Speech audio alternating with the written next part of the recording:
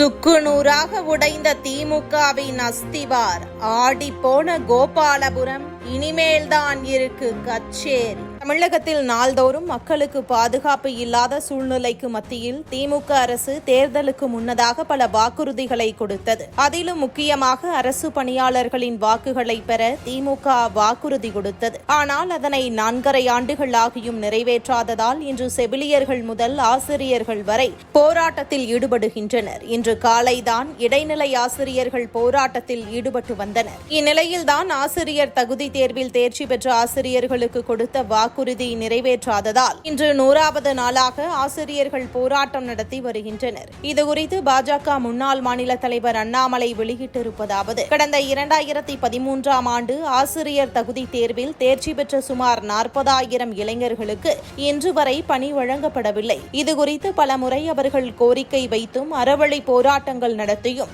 திமுக அரசு கண்டுகொள்ளாமல் இருக்கிறது. தனது 2021 தேர்தல் அறிக்கையில் வாக்குறுதி எண் 177 இவர்களுக்கு பணி வழங்குவோம் என்று பொய்கூறி ஏமாற்றி ஆட்சிக்கு வந்த திமுக இன்று வரை அதற்கான எந்த நடவடிக்கையும் எடுக்காமல் துரோகம் செய்து வருகிறது. இதுவரை 99 போராட்டங்கள் நடத்தியும் திமுக அரசு எந்த நடவடிக்கையும் எடுக்காததால் பெரும் ஏமாற்றத்திலும் விரக்தியிலும் உள்ள இளைஞர்கள் இன்று 100வது முறையாக போராடி கொண்டிருக்கின்றனர்.